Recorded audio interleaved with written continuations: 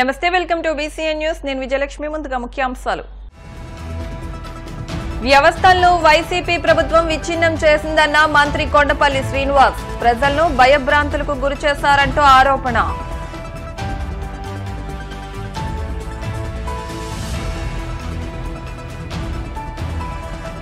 Road ప్రమాదంలో ఒకే కుటుంబానికి చెందిన ముగ్గురు మృతి. భీమవరం మండలం తాడేరు గ్రామంలో విషాద ఛాయలు.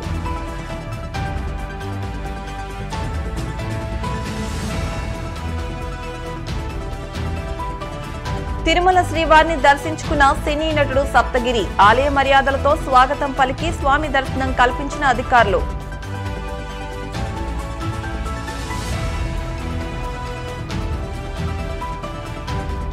బాపట్ల జిల్లాలో బస్సును తప్పించిపోయి బోల్తా కొట్టిన ట్రాక్టర్. ముగ్గురు మృతి, పలువురికి తీవ్ర గాయాలు.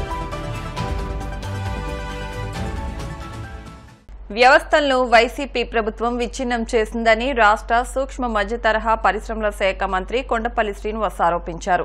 విజయనగరం జిల్లా గజపతి నగరంలోని టీడీపీ కార్యాలయంలో ఏర్పాటు చేసిన మీడియా సమావేశంలో ఆయన మాట్లాడుతూ ముఖ్యంగా పోలీసు వ్యవస్థ విచ్ఛిన్నంతో ప్రజలు భయభ్రాంతులకు గురయ్యారని అన్నారు. సీఎం చంద్రబాబు వ్యవస్థలను దారిలో పెడుతున్నారని చెప్పారు. ఈ కార్యక్రమంలో మక్కువ శ్రీధర్, గంట్యాడ శ్రీదేవి తదితరులు పాల్గొన్నారు. గడిచిన పరిపాలన గత ప్రభుత్వంలో పరిపాలన ఎంత దారుణంగా మారింది, ప్రతి వ్యవస్థని ఎంత దారుణంగా విచ్ఛిన్నం చేశారనేది రాష్ట్ర ముఖ్యమంత్రి వారు ఒక 7 పేపర్ల ద్వారా ప్రతి 7 డిపార్ట్మెంట్ని చెప్పడం జరిగింది. ముఖ్యంగా వాటిలో law and order issue, law and order ఎంత దారుణంగా, ఏ రకంగా అది ఎంత దయనీయ స్థితిలో గెలిపోయిందని కూడా ప్రతి అంశం కూడా చెప్పడం జరిగింది. ముఖ్యంగా చెప్పాలంటే పోలీస్ వ్యవస్థ కంప్లీట్గా ఫోర్స్ ఏదైతే ఉందో కంప్లీట్గా విచ్ఛిన్నం అయింది. ఎందుకంటే కంప్లైంట్ రైజ్ చేయడానికి కూడా కామన్ మ్యాన్ పోలీస్ స్టేషన్కి వెళ్దామా వద్దా అనే పరిస్థితికి పోలీసుల పైన నమ్మకం కోల్పోయే విధంగా లా అండ్ ఆర్డర్ తయారైందని దాన్ని కంప్లీట్గా రీవ్యాంప్ చేసి రీస్ట్రక్చర్ చేసి రాష్ట్రాన్ని మళ్ళీ లా అండ్ ఆర్డర్ విషయంలో దారిలో పెట్టాలనే ఆలోచనతో కొత్త ప్రణాళిక చేయాల్సిన అవసరం ఎంతైనా ఉందని దాన్ని పూర్తి స్థాయిలో మళ్ళీ రీఎక్సైజ్ చేస్తూ పోలీస్ లా అండ్ ఆర్డర్ని కంప్లీట్గా ఏ రకంగా అయితే రీస్ట్రక్చర్ చేయాలన్న ఆలోచనతో చేయాల్సిన అవసరం ఉందని చెబుతూ ఒక ఎమ్మెల్సీ తను డ్రైవ్ చేస్తున్న డ్రైవర్ని అరెస్ట్ చేసి హత్య చేసి తీసుకొచ్చి వాళ్ళ ఇంట్లో తీసుకొచ్చి అప్పచెప్పి వెళ్ళిపోయిన పరిస్థితుల్లో పోలీసులు యాక్షన్ తీసుకోలేదు. మరి తెలుగుదేశం ప్రభుత్వం వెంటనే దాన్ని స్పందించడంతో అరెస్ట్ చేయడం, ఇప్పటి వరకు కూడా దాని మీద జడ్జిమెంట్ సరైన దిశలో రాలేదు. అదేవిధంగా మీరు చూసుకుంటే కోడికత్తి కేసు ఇప్పటికీ కూడా దాన్ని ఒక జడ్జిమెంట్ అనేది ఇవ్వడం జరగలేదు. సుమారు 95,000 కోట్ల రూపాయలు క్యాష్ ట్రాన్సాక్షన్ ద్వారా షాపుల్లో క్యాష్ కలెక్ట్ చేసి క్యాష్ ట్రాన్సాక్షన్ చేయడం జరిగింది. కేవలం ఫోన్పే ద్వారా వచ్చే ట్రాన్సాక్షన్ కేవలం 3,000 కోట్లు మాత్రమే. అంటే పూర్తిగా క్యాష్ ట్రాన్సాక్షన్ అనేది ఎక్కువగా ఎంకరేజ్ చేస్తూ, అంతేకాదు ఎక్సైజ్ డిపార్ట్మెంట్లో కూడా చాలా దారుణమైన పరిస్థితులు జరిగాయి. అంటే ఉన్న బెవరీస్ కాకుండా, ఉన్న ఇండస్ట్రీస్ కాకుండా, అంటే ఒక ISA మార్కున్న ఇండస్ట్రీస్ కాకుండా లోకల్ మ్యానుఫ్యాక్చర్ ఏదైతే ఉందో కొత్తగా వచ్చిన ఇండస్ట్రీస్, అదే కాకుండా మ్యానుఫ్యాక్చర్ అయిన వెంటనే దాన్ని షాపుల్లో అమ్మడం, ఇలాంటివి అంటే ప్రజల ఆరోగ్యం దృష్టిలో లేకుండా, ప్రజలకి ఆరోగ్యం చెడిపోతుంది, ప్రజలు ఇబ్బంది పడతారు అనే పరిస్థితి లేకుండా వాళ్ళు ఖచ్చితంగా ఈ ఇండస్ట్రీ ఏదైతే ఉందో పూర్తి స్థాయిలో అనారోగ్య పాలు చేసి అధిక రేట్ల మీద అమ్మడం కూడా ఖచ్చితంగా అది బాధాకరం. రాష్ట్రం అంతా గంజాయి నిర్మూలన చేసే విధంగా చేయాలి. అదే ఇప్పుడు ఈ లిక్కర్లో అయితే మాత్రం కాస్ట్ పెంచడం వల్ల ఈ గంజాయికి అలవాటు పడిపోయి ఈరోజు యువతరం అంతా కూడా తప్పుదావ పడుతుంది. వాళ్ళు ఈరోజు చూస్తుంటే ఈరోజే కొన్ని ఇష్యూస్ చూస్తుంటే కేవలం అది గంజాయి వల్లే, కుర్రోళ్ళు గంజాయి తీసుకోవడం వల్ల ఆ రకంగా బిహేవ్ చేస్తున్నారని తెలుస్తుంది. ఆ విషయాలు కూడా భవిష్యత్ కాలంలో చెప్తాము. శాండ్లో ఏదో మనకి గవర్నమెంట్ ఇన్కమ్ వచ్చేస్తుందని, శాండ్ వల్ల రాష్ట్రానికి ఇంత ఆదాయం వచ్చేస్తుందని ఏవో చెప్పడం జరిగింది. కానీ పూర్తిగా దాన్ని తప్పుదావ పట్టించి శాండ్ అయితే మాత్రం వైకాపాకి ఎవరైతే ఉన్నారో వాళ్ళు వాళ్ళ తాలూకా పాకెట్ నింపడానికి, వాళ్ళ తాలూకా కమ్ముగార్చిన వ్యక్తులు ఎవరైతే వ్యవస్థలు ఏవైతే ఉన్నాయో కేవలం వాళ్ళకి డబ్బులు చేకూర్చే విధంగా శాండ్ పాలసీ నిర్మాణం చేశారు. కానీ రాష్ట్రానికి ఎటువంటి ఆదాయం వచ్చే పరిస్థితి అయితే దాంట్లో కనిపించలేదు. ఈరోజు మనం చూస్తే 7 సార్లు పవర్ రేట్ పెంచారు గత ప్రభుత్వంలో. మనం తెలుగుదేశం ప్రభుత్వంలో ఒక విజన్ ఉన్న నాయకుడు చంద్రబాబు నాయుడు గారు సోలార్ పవర్కి అగ్రిమెంట్లు చేసి సోలార్ పవర్ ఇక్కడ పెట్టమని ఎంతో మందికి ఎంకరేజ్ చేస్తూ ఆయన చాలా మంది ఎంటర్ప్రెన్యూర్స్ తీసుకొచ్చి సోలార్ పవర్ ప్లాంట్ పెట్టడం జరిగింది. ఇంటర్నేషనల్ వాసవి క్లబ్ ద్వితీయ కేబినెట్ సమావేశం past international president A Venkatesh ఆధ్వర్యంలో ఘనంగా జరిగింది. కాకినాడ పెద్ద మార్కెట్లోని పలివెల కళ్యాణ మండపంలో Vasavi district governor Gokavarapu Subhash, past district గవర్నర్లు నాళ మాండాల్, చెక్కా ప్రకాష్ ఆధ్వర్యంలో 200 మంది ప్రెసిడెంట్, సెక్రటరీ, ట్రెజరర్లు, డిస్టిక్ ఆఫీసర్ సమక్షంలో ఈ సమావేశం జరిగింది. వాసవి క్లబ్స్ 6 నెలల కాలంలో చేసిన సేవా కార్యక్రమాలకు గాను అవార్డులతో సత్కరించి రాబోయే 6 నెలల కార్యక్రమాలు ఏ విధంగా చేయాలో మార్గనిర్దేశం చేశారు. ఈ కార్యక్రమంలో past district governors, district officers, president, secretary, ట్రెజరర్లు పాల్గొన్నారు. నమస్కారం, నా పేరు ఆగిర్ వెంకటేష్ అండి. వాసవి క్లబ్ ఇంటర్నేషనల్ ప్రెసిడెంట్ని 2011 సంవత్సరం. మాకు వాసవి క్లబ్ ఇంటర్నేషనల్లో 31 డిస్టిక్లు ఉంటాయి. ఒక్కొక్క డిస్టిక్ ఒక గవర్నర్ ఉంటారు. మరి ఈ సంవత్సరం ఇక్కడ 210 అంటాం ఈ ఏరియాని. ఈ ఏరియా గవర్నర్ సుభాష్ గారు మరి వారి 2వ క్యాబినెట్ మీటింగ్లో ఇక్కడికి ఆహ్వానించి ఈ జనవరి నుంచి ఇప్పుడు జరిగిన కార్యక్రమాలన్నీ సమీక్షించుకొని రాబోయే 5 నెలలు ఇంకా మనం ఈ జిల్లా పక్షాన ఏం చేయాలి అనేది ఒక టార్గెట్ ఫిక్స్ చేసుకోవడానికి ఈరోజు సమావేశం ఏర్పాటు చేశారు కాకినాడలో. మరి వాసవి క్లబ్ ఇంటర్నేషనల్ 31 డిస్ట్రిక్ట్స్గా ఉంటుంది. 31 గవర్నర్లు ఉంటారు. మా ప్రెసిడెంట్ రవిచంద్రన్ గారు మదురైకి చెందినవారు. మాకు ఇంటర్నేషనల్లో కూడా ఆర్యవైశ్యుల పిల్లలందరూ బాగా చదువుకొని విదేశాలకు వెళ్ళినందుకు అక్కడ కూడా మాకు 14 క్లబ్స్ ఉన్నాయి. మరి హైదరాబాద్లో ప్రారంభమైన ఈ ఆర్గనైజేషన్ అంచెలంచెలుగా ఎదుగుతూ సుమారు 75,000 మందికి మేము రీచ్ అయిపోయాము. మాకు 3 సిద్ధాంతాలండి: ఫెలోషిప్, లీడర్షిప్, సర్వీస్. మరి ఫెలోషిప్ అంటే ఒకరికొకరు పరస్పర పరిచయాలు పెంచుకోవడం, 2వది నాయకత్వ లక్షణాలు పెంపొందించుకోవడం, 3వది సర్వీస్. మరి ఆర్యవైశ్యులందరూ సమాజంలో సర్వీస్లో ముందుంటారన్న విషయం అంత సమాజానికి కూడా తెలుసు. మరి ఈ 3 సిద్ధాంతాలతో మేము వెళ్తా ఉన్నాం. మరి రాబోయే కాలంలో బిజినెస్ కూడా ఇంకొక సిద్ధాంతంగా తీసుకుంటున్నాం. మొన్న జరిగిన జనరల్ బాడీలో తీర్మానం చేశాం. నెక్స్ట్ ఇయర్ నుంచి ఆ తీర్మానం కూడా మరి ఎంత చిన్న వ్యాపారం పెట్టుకుంటే ఎట్లా, ఒక ఇండస్ట్రీ పెట్టుకుంటే ఎట్లా, ఒక ₹1,00,000 ఏమొస్తుంది, 10 లక్షలతో ఏమొస్తుంది, ఒక 50 లక్షలతో ఏం ఇండస్ట్రీ పెట్టవచ్చు, ₹1,00,00,000 ఏం ఇండస్ట్రీ పెట్టవచ్చు, ఆ ఇండస్ట్రీ పెట్టడంలో సమాజంలోని ఇతర పిల్లలకు కూడా మన ఉద్యోగాలు ఎలా ఇవ్వచ్చు అనేది కూడా మేము ట్రైనింగ్ ఇవ్వదలుచుకున్నాం. నెక్స్ట్ ఇయర్ నుంచి అది కూడా స్టార్ట్ అవుతుంది.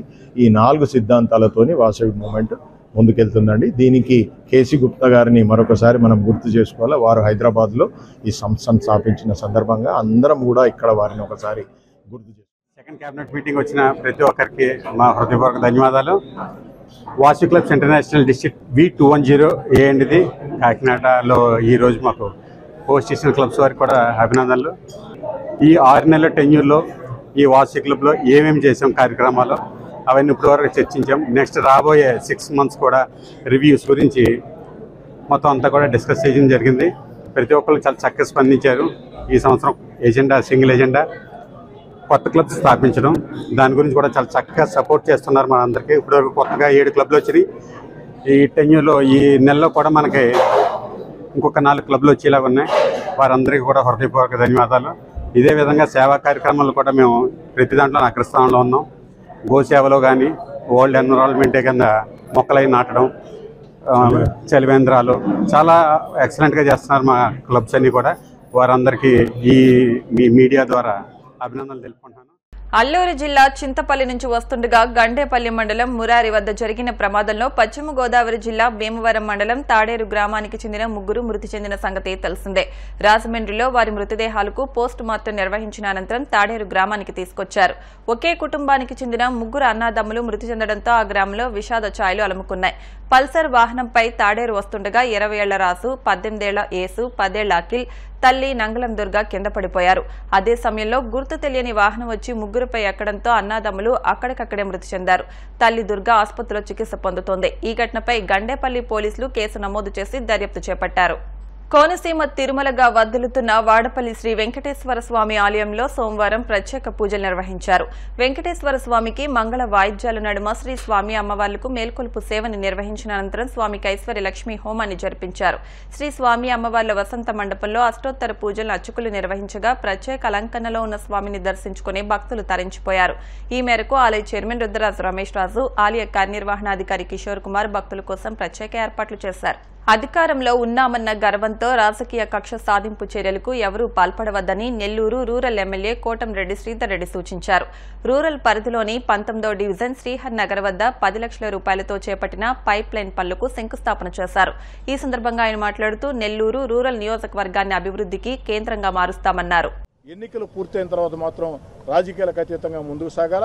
అందుకే నేను పదే నా వెంట నడిచే నాయకుల కార్యకర్తలకు చెప్తూ ఉంటా, ఎక్కడా కూడా రాజకీయంగా మనకు వ్యతిరేకం చేశారని కక్ష సాధింపు చర్యలకు పాల్పడవద్దు. రాజకీయాల్లో కక్ష సాధింపు చర్యలు మంచిది కాదు. రాష్ట్ర ముఖ్యమంత్రి చంద్రబాబు నాయుడు గారైనా, ఉప ముఖ్యమంత్రి జనసేన అధినేత పవన్ కళ్యాణ్ గారైనా, యువ నాయకుడు నారా లోకేష్ గారైనా పదే చెప్పేది ఒక మాట, వైఎస్ఆర్ కాంగ్రెస్ పార్టీ నాయకులు వేధించారని, సాధించారని, అక్రమ కేసులు బనాయించారని, దాడులు చేశారని, మనం కూడా అధికారంలో ఉన్నామని అదే పని చేస్తే వాళ్ళకి మనకి ప్రజల దృష్టిలో తేడా లేకుండా పోతుంది. అందుకే ఎక్కడా కూడా తెలుగుదేశం, జనసేన, బీజేపీ కార్యకర్తలు వైఎస్ఆర్ కాంగ్రెస్ పార్టీ నాయకుల మీదో, కార్యకర్తల మీదో, లేదా ప్రత్యర్థి నాయకుల మీదో, పార్టీ యొక్క ప్రత్యర్థి పార్టీల కార్యకర్తల మీదో అక్రమ కేసులో, వేధింపు చర్యలో, కక్ష సాధింపులో చేయవద్దు. చిత్తూరు ఎమ్మెల్యే గురజాల జగన్మోహన్ నాయుడుతో కలిసి సినీ నటుడు సప్తగిరి తిరుమల శ్రీవారిని దర్శించుకున్నారు. అనంతరం సప్తగిరి మాట్లాడుతూ ఆగస్టులో తాను నటించిన పెళ్లికాని ప్రసాద్ సినిమా విడుదల కానుందని అన్నారు. గోల్డ్ మ్యాన్ అనే మరో సినిమాలోనూ తాను నటిస్తున్నట్లు తెలిపారు. ఈ సందర్భంగా ఆయన మాట్లాడుతూ ఇటీవల జరిగిన ఎన్నికల్లో ఎంపీ టికెట్ కోసం తాను ప్రయత్నించడం వాస్తవమేనని అన్నారు. అయితే చిన్న పిల్లోడివి ఇప్పుడే ఎందుకు రాజకీయాలని చెప్పడంతో వెనక్కి తగ్గినట్టు తెలిపారు. గోల్డ్ మ్యాన్ అని 2 సినిమాలు ఉన్నాయి, తప్పకుండా మంచి సినిమాలు వేస్తున్నాను. పెళ్లికాని ప్రసాద్ సినిమా స్క్రిప్ట్ ఓకే చేసింది మాత్రం మా జగన్ అన్న, చిత్తూరు ఎమ్మెల్యే గారు. డెఫినెట్గా అన్నింటిలో మన ముద్ర ఉంటుంది. మా ఎలక్షన్లో కూడా ట్రై చేసిన మాట వాస్తవమే. సో చిన్న పిల్లడు ఇంకా ఎందుకప్పుడే రాజకీయాలని నెక్స్ట్ చూద్దాం. ఎప్పుడు ఆల్వేస్ సపోర్ట్. ముఖ్యమంత్రి చంద్రబాబు సతీమణి నారా భువనేశ్వరి 4 రోజుల కుప్పం పర్యటన విజయవంతమైందని ఎమ్మెల్సీ కంచెల శ్రీకాంత్ పేర్కొన్నారు. కుప్పం తెలుగుదేశం పార్టీ కార్యాలయంలో శ్రీకాంత్ మీడియాతో మాట్లాడుతూ వైసీపీ హయాంలో కుప్పంలో అక్రమాలు చేసిన వారు జైలుకి పోవడం ఖాయమని స్పష్టం చేశారు. విచారణ జరుగుతోందని, అవినీతి చేసిన వారిని ఎవరిని వదిలిపెట్టబోమని ఆయన హెచ్చరించారు. జగన్మోహన్ రెడ్డి వచ్చి నుంచున్న చంద్రబాబు నాయుడు గారు ఓడించటం మీ తాత తరం కూడా కాదని తెలుసుకోవాలని చెప్పి తెలియజేస్తూ వైఎస్ఆర్సీపీ కుప్పంలో ఉన్న వైఎస్ఆర్సీపీ నాయకులు కూడా హెచ్చరిస్తున్నాం. మీరు చేసిన ప్రతి ఒక్క అరాచకాలని బయట పెడతాం, ప్రతి ఒక్కరిని చట్టబద్ధంగా శిక్షించేటటువంటి కార్యక్రమం జరుగుతోంది. రెస్కో మీద విచారణ జరుగుతోంది. దానికి సంబంధించి డిస్ట్రిక్ట్ కోఆపరేటివ్ సొసైటీస్ ఎంక్వైరీ జరుగుతూ ఉంది. జాయింట్ కలెక్టర్ ఆధ్వర్యంలో కూడా ఒక కమిటీ ఎంక్వైరీ చేసి మొత్తం రిపోర్టులు చేస్తున్నారు. చైర్మన్ దగ్గర నుంచి, మాజీ చైర్మన్ దగ్గర నుంచి అటెండర్ వరకు ఎవరైతే ఆ తప్పుల్లో భాగస్వాములయ్యారో వాళ్ళందరినీ కూడా జైలుకు పంపటం ఖాయమని తెలియజేస్తూ ఉన్నాం. అట్లాగే అక్రమ కట్టడాలు ఎవరైతే అధికారాన్ని అడ్డం పెట్టుకొని 5 సంవత్సరాల్లో అక్రమ కట్టడాలు కట్టారో వాటన్నిటి కూడా చట్టబద్ధంగా తొలగించి ప్రభుత్వానికి సంబంధించిన భూములన్నింటినీ కూడా ప్రభుత్వానికి హ్యాండ్ ఓవర్ చేసి అది పేద ప్రజలకు కానీ ఇతర ప్రభుత్వ అవసరాలకు కూడా ఉపయోగించే కార్యక్రమం కూడా నియోజకవర్గం మొత్తం మీద జరుగుతుందని తెలియజేస్తా ఉన్నాం. ఎప్పటికైనా ఒళ్ళు దగ్గర పెట్టుకొని ప్రవర్తించాలి, గౌరవప్రదంగా ప్రజాస్వామ్యబద్ధంగా ఉండేటట్టు ఉండాలని వైఎస్ఆర్సీపీ నాయకులకు కూడా హెచ్చరిస్తూ 100% నారా భువనేశ్వర్ గారు, అలాగే లోకేష్ గారు, చంద్రబాబు నాయుడు గారు వాళ్ళ కుటుంబం మొత్తం కుప్పం నియోజకవర్గ ప్రజల్ని జీవన ప్రమాణాలను పెంచి వాళ్ళకు కావాల్సిన అన్ని కార్యక్రమాలు తీర్చడానికి సిద్ధంగా ఉన్నారని తెలియజేసుకుంటూ ఇప్పుడు కాసేపు ప్రకటనలు.